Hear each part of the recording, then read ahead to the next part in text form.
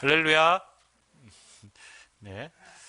사람과 동물을 보면 성장 과정에 큰 차이점이 있습니다.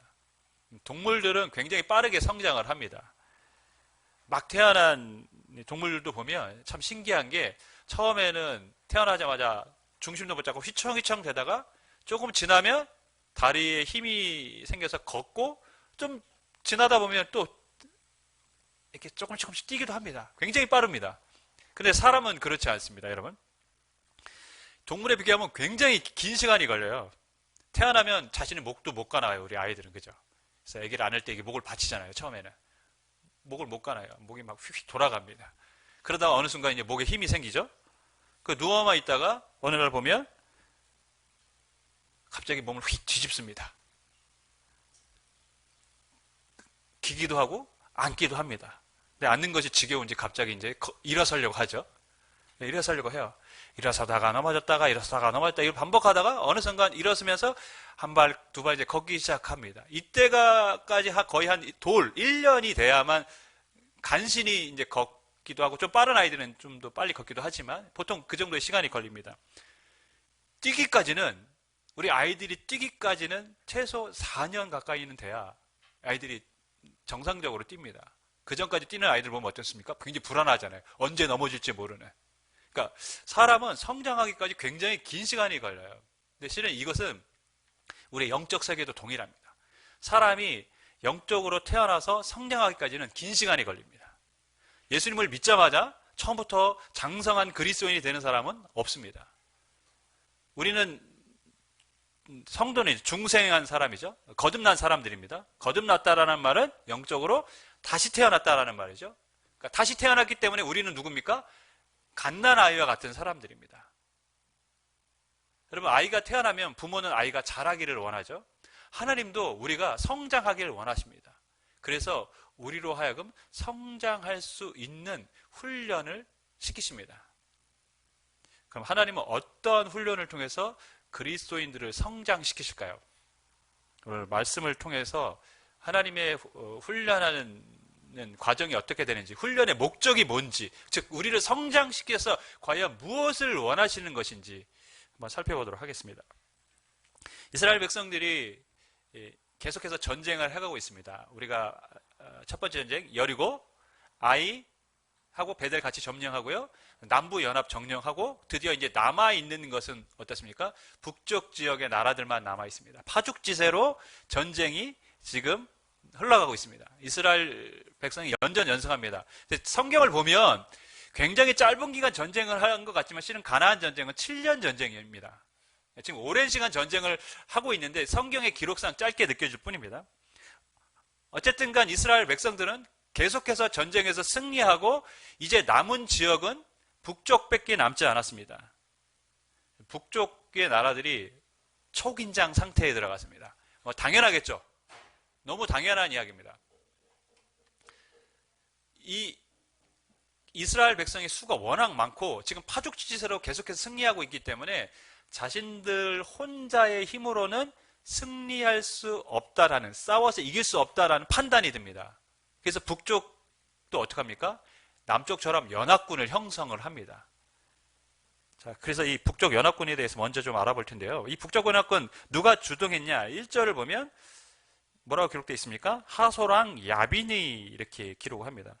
북쪽의 연합군을 주동한 인물은 하소랑 야빈입니다. 하솔은 갈릴리 바다 호수에서 한 14km 떨어진 곳에 있습니다. 가나안 지역에서 가장 큰 성으로 알려져 있습니다. 고고학자들에 의하면 하솔은 여리고 성의 무려 25배나 되는 큰 성이었다고 말합니다.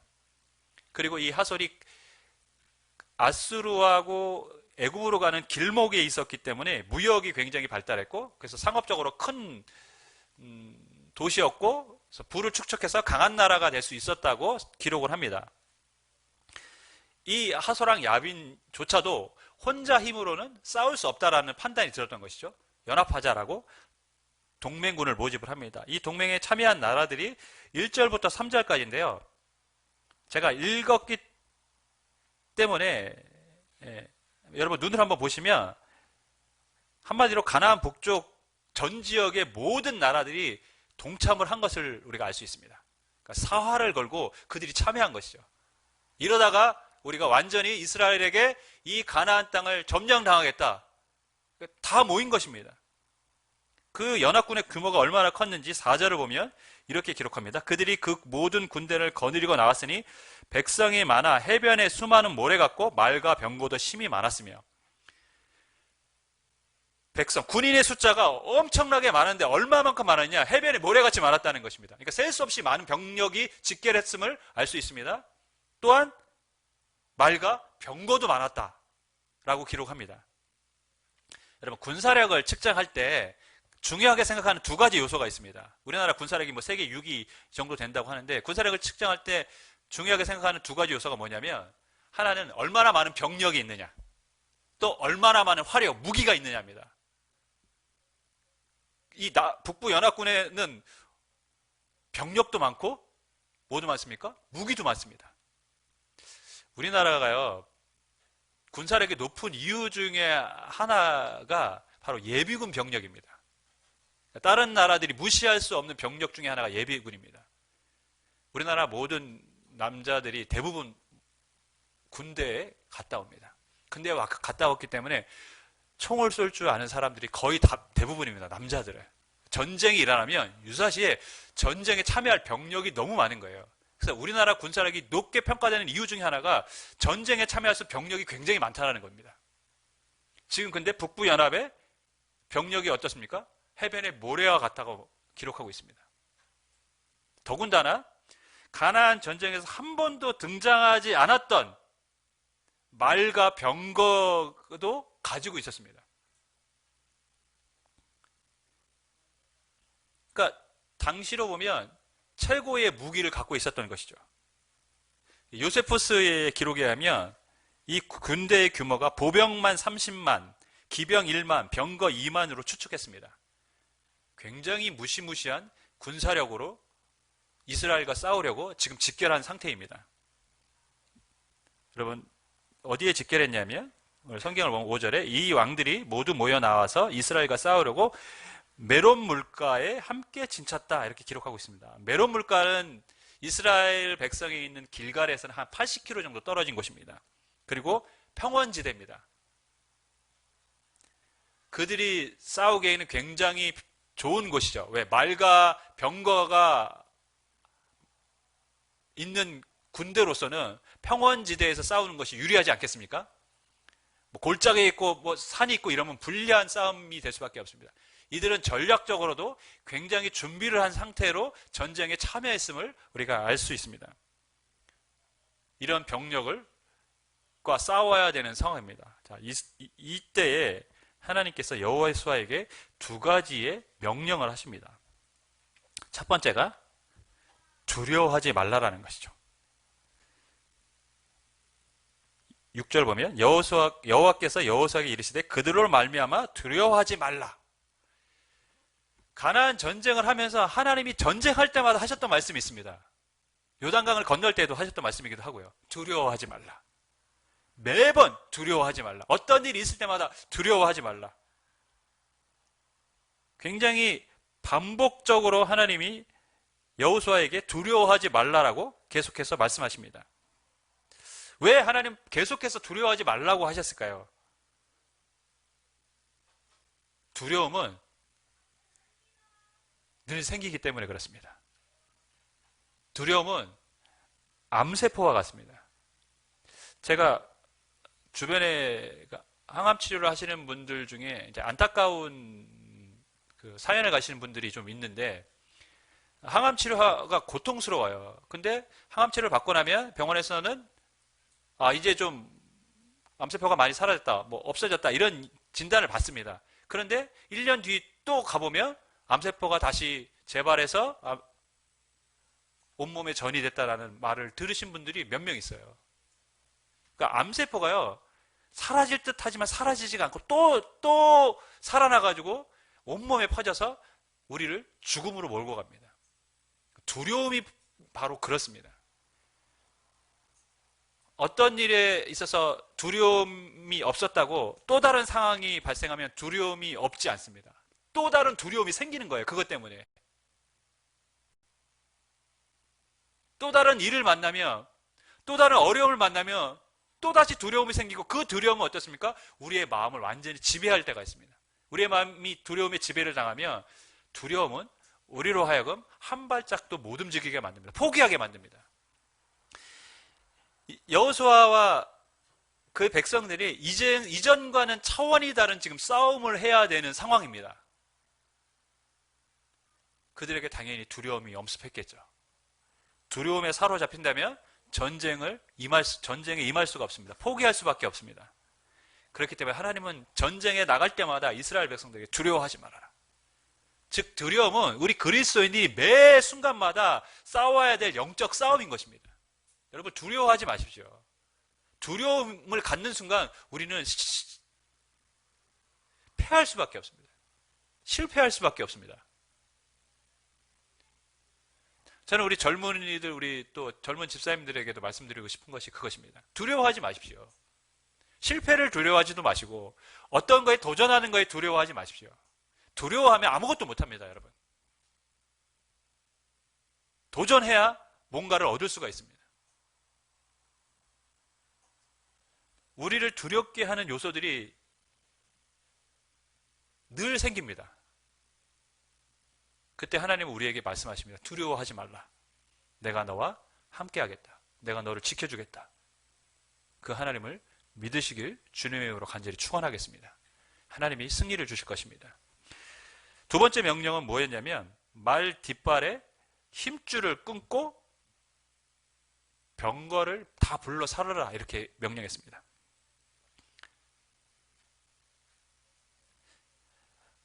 남겨두었다면 이스라엘에게는 큰 힘이 됐을 것이 분명하지 않겠습니까? 말과 병거를 가졌다면?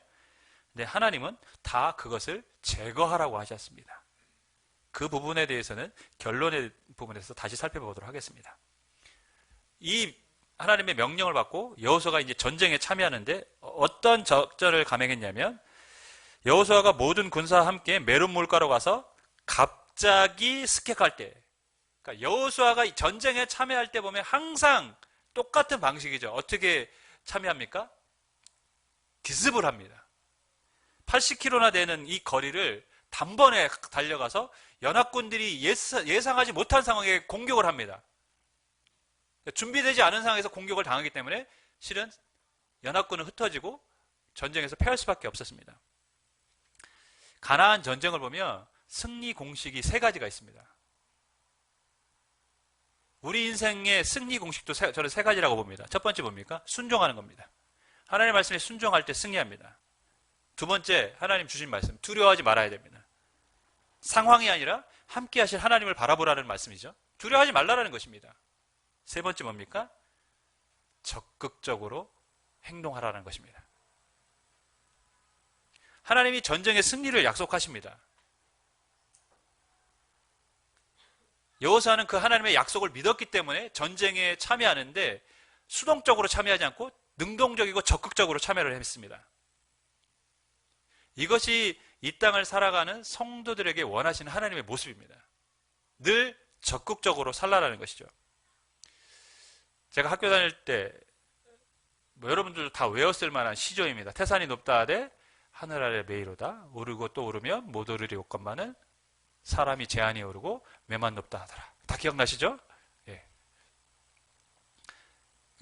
이 시조가 가르치는 교훈은 무엇입니까? 태산이 높다 하되 하늘 아래 메이로다. 태산이 아무리 높다 해도 하늘 아래 산인데 사람들은 오르지 않고 산만 높다고 한다. 아무리 높은 산이 있어도 결국에 노력하면 오를 수 있는데, 도전하면 오를 수 있는데 사람들은 그 환경에 주저앉아서 포기한다. 그렇게 하지 말아라 라는 말씀인 것이죠. 환경을 탓하지 말고 적극적으로 도전하라는 말씀입니다. 성경도 마찬가지입니다. 환경에 어려움이 있습니까? 환경을 보는 순간 우리는 실패합니다. 환경을 넘어서 역사하시는 하나님을 볼 때 우리는 승리할 수 있습니다. 그래서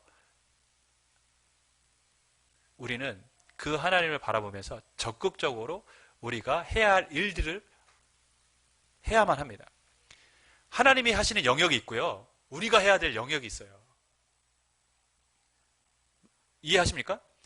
하나님이 우리를 도와주실 거야. 하나님이 우리를 도와주세요. 이렇게 기도합니다. 그런데 분명히 하나님이 가나안 전쟁에서 도와주시잖아요. 그죠? 도와주세요. 근데 하나님이 해야 될 영역이 있고 또 인간이 해야 될 영역이 있는 거예요.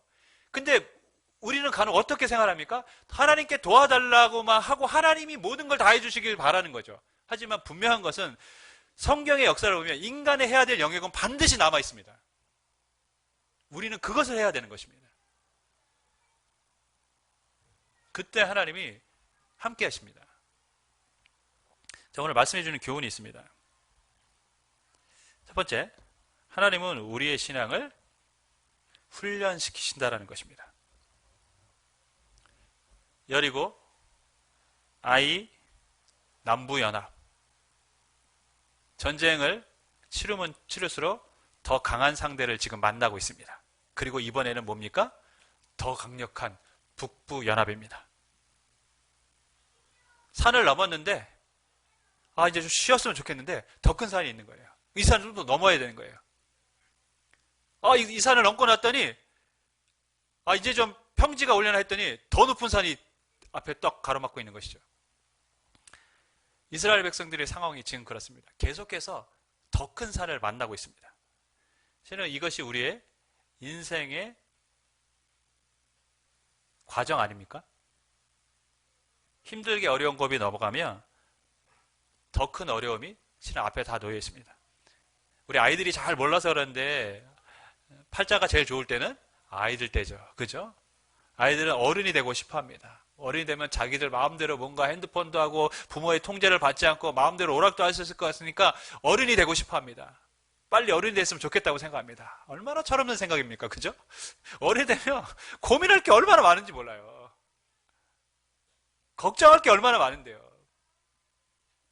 부모가 되면 더 많고 손자, 손녀 보면 더 많고 그렇습니다, 여러분. 그게 인생이에요. 계속해서 우리 앞에는 어려움들이 찾아옵니다. 그런데 여러분, 이 가나안 전쟁의 과정을 보면 하나님이 이러한 과정들을 통해서 이스라엘 백성들에게 그 과정을 그때마다 뛰어넘을 수 있는 능력을 주셨다는 사실을 여러분 기억하셔야 됩니다. 이스라엘 백성들이요, 처음에 애굽에서 나올 때는 어린아이와 같은 사람들이었어요. 당연히 어린아이와 같았죠. 400년 동안 애굽에서 종살이를 했는데 그들이 들은 여호와에 대한 이야기는 조상들을 통해서 전해 들은 이야기밖에 없어요. 그러니까 하나님에 대한, 여호와에 대한 아는 지식이 극히 작았어요. 그냥 아브라함의 하나님, 이삭의 하나님, 야곱의 하나님, 요셉의 하나님 이렇게 있었다는 거예요. 근데 그 하나님은 지금 400년 동안 뭘 하시는지 몰라요. 왜? 자신들은 종살이만 하고 있으니까. 그들이 근데 하나님의 놀라운 이적을 보면서 출애굽했을 때는 영적으로는 갓 태어난 아이와 같은 존재였다라는 것이죠. 가나안 땅을 점령할 군사로서의 그런 성장이 없었던 상태입니다. 근데 하나님이 어떻게 하십니까? 이 가나안 전쟁을 보면요, 첫 번째는 여리고 전쟁은 하나님이 다 전적으로 싸워주십니다. 이스라엘 백성은 소리친 것밖에 없어요. 그 다음 아이성은 어떻습니까? 굉장히 소금의 전쟁을 하게 하셨습니다. 그 다음에 남부연합하게 하셨고요. 그 다음에 마지막으로 최종적으로 더 큰 북부연합과의 싸움을 하게 하셨습니다.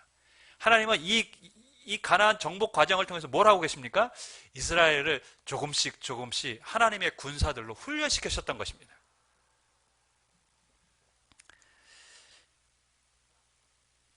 가나안 전쟁은 이스라엘 백성들의 훈련 과정이었던 것이죠. 여러분, 우리가 그러한 삶을 살고 있습니다. 지금 여러분에게 고난, 어려움이 있으십니까? 그 단계를 뛰어넘어서 하나님이 여러분을 그 수준만큼의 믿음의 사람으로 세우시기 위한 하나님의 계획인 줄 믿습니다. 하나님은 우리를 훈련시키십니다. 언제까지요? 하나님 앞에 서는 그날까지. 더 성숙한 하나님이 기뻐하시는 믿음의 사람이 되기를 원하십니다. 마라톤을요, 완주하는 사람은 처음부터 42.195km를 뛰지 않습니다. 마라톤 하는 사람들은 처음에 5km 뜁니다. 그 다음 5km 적응하면 10km 뜁니다. 그 다음 10km 뛴 사람들은 하프 마라톤에 도전합니다. 완주를 할 때까지 이 과정을 겪고 난 다음에 하프 마라톤까지 통과한 다음에 그 다음에 완주에 도전합니다. 과정이 있습니다, 여러분. 우리 신앙생활에도 다 과정이 있고 하나님은 우리의 이 삶의 하루하루 인생의 과정들을 통해서 우리를 조금씩 뭐하고 계십니까? 성숙시켜 가시는 겁니다. 우리 인생 끝이 없어요. 하나님의 훈련은 끝이 없습니다. 지금도 여러분에게 여러분의 삶이 하나님의 훈련 과정이고 그 훈련을 지금 통과하고 있는 사람들도 있을 것입니다. 힘들죠. 훈련이기 때문에. 하지만 하나님은 반드시 그것을 또한 감당할 능력도 함께 주시는 줄 믿습니다. 그 하나님을 믿으시길 바랍니다. 자, 그럼 하나님이 우리를 훈련시키셔서 원하시는 것이 무엇일까요? 우리를 성장시키십니다. 성장했다라는 것은 어떤 것일까요? 믿음의 능력이 있습니다. 그 사람은 어떤 일도 할 수 있는 그런 사람입니까? 아, 그래, 나는 믿음 이만큼 자랐어. 하나님이 나를 이만한 능력을 주셔서 나는 이런 일도 할 수 있어. 실은 그것이 아니라 정반대입니다. 하나님이 원하시는 것, 하나님이 우리를 성장시키시고 성장했다라는 의미는 뭐냐면 하나님이 우리를 더 의지하는 것입니다. 하나님이 우리를 성장시키는 목적이 하나님을 더 의지하도록 만드는 것입니다. 여러분, 많은 나라들이 핵무기를 가지려고 하죠. 왜 가지려고 할까요? 가난한 나라들도 핵무기를 가지려고 합니다. 왜 가지려고 할까요? 전쟁을 하기 위해서 핵무기를 가지려고 하는 게 아닙니다. 실은 핵무기는요, 전쟁 억지력이 있어요. 다른 나라들이 공격을 못해요. 왜? 핵이 있으니까. 저놈들이 핵이 있어가지고 우리가 공격했다가 핵을 쏘면 큰일 나잖아요. 여러분, 북한이 핵무기를 갖고 있는 게 다 그런 이유 때문입니다. 걔네가 공격하려고 하는 게 아니에요, 실은. 핵무기가 있으면 미국이 함부로 못하니까. 아마 핵이 없었다면 벌써 어디선가 공격을 받고 그 나라가 어떻게 됐겠죠. 걔네는 살라고 지금 핵무기를 갖고 있는 겁니다. 실은. 여러분, 전쟁 억지력이 있어요, 핵에는. 그래서 지금 나토가 러시아를 지금 공격을 못해요, 본토를. 러시아가 전쟁을 일으켰어도. 왜? 러시아에는 핵이 엄청 많거든요. 잘못했다간 전 세계가 다 멸망할 수 있으니까 공격 못합니다, 핵이 있기 때문에. 그냥 경제적인 제재만 하는 거예요. 하지 마라, 하지 마라. 제가 이 말씀을 왜 드리냐면, 하나님은 말과 말의 뒷 힘줄을 자르고 병거를 불사르라고 했어요. 당시로서는 제일 강력한 무기, 지금으로 따지면 핵무기와 같은 존재입니다. 근데 하나님은 그거를 다 폐기처분시키라는 거예요. 왜요? 그것이 있으면 그것을 의지하니까. 강력한 무기가 있으면 그 강력한 무기를 의지하니까. 하나님이 원하셨던 건 뭡니까? 너희가 의지해야 될 거는 세상의 무기가 아니라 하나님이라는 것이죠. 나를 의지해라. 그것을 버려라. 근데 여호수아가 어떻게 합니까? 하나님의 말씀대로 행합니다.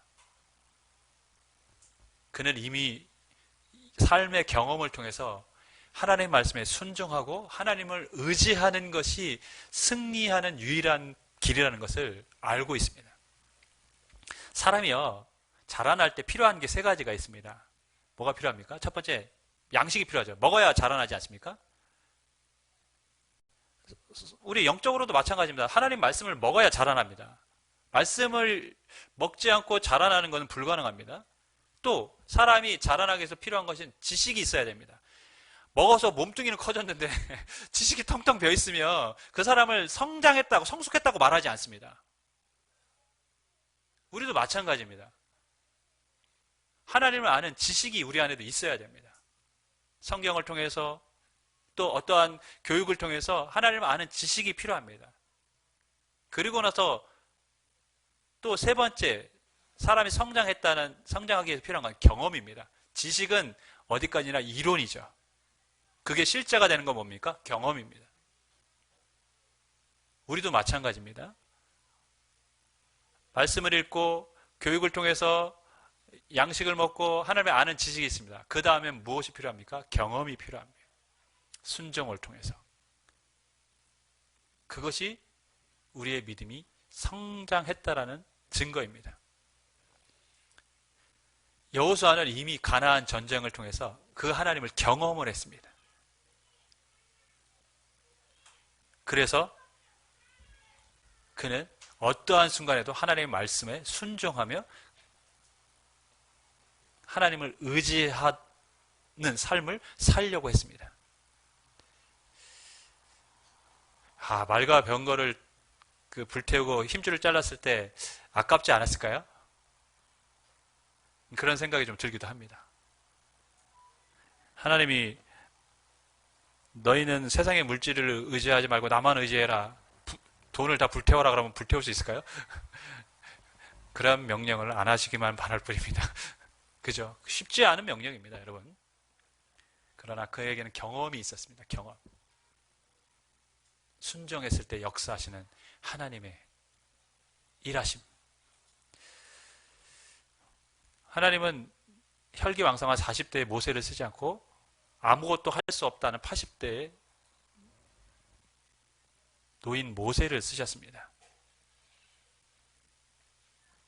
40대에는 자기 힘으로 뭔가를 할 수 있다고 생각했고 그렇게 또 행했던 사람이라면 80세 때의 모세는 내가 아무것도 할 수 없는 사람입니다라고 고백하며 전적으로 하나님만 의지했기 때문에 하나님은 그를 사용하셨고 이스라엘의 가장 위대한 영도자, 지도자로 세워주셨습니다. 하나님이 원하시는 것이 무엇입니까? 우리의 재능, 우리의 물질, 우리의 지식, 우리의 인맥을 의지하는 게 아니라 하나님만 의지하는 것입니다. 말씀을 맺습니다. 고난과 어려움은 하나님께서 우리의 신앙을 성장시키시는 훈련 과정인 줄 믿습니다. 그 과정을 통해서 하나님은 우리의 믿음을 그만큼 성숙시키시고 성장시키실 것입니다. 그리고 우리로 하여금 더욱더 세상이 아니라 하나님을 의지하고 붙잡는 사람이 되도록 변화시켜 주실 것입니다. 고난 중에 있으십니까? 어려운 중에 있으십니까? 답답한 일이 있으십니까? 여러분을 하나님을 의지하는 사람으로 세우시기 위한 하나님의 훈련인 줄 믿습니다. 그 과정을 잘 통과하셔서 더 큰 믿음의 사람으로 하나님 앞에 쓰임받기를 주님의 이름으로 간절히 축원하겠습니다.